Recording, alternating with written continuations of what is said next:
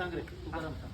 आमच्या शाळेतील गणेश कलमे गणेश कलमे याची परिस्थिती थोडी नाजूक आहे. त्यामुळे त्याची चप्पल तुटली होती.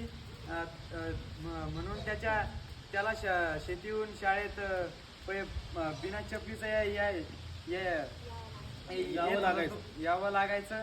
म्हणून वैभवने त्याला मदत म्हणून नवी चप्पल दिली. त्याबद्दल त्याचा आपण काय करू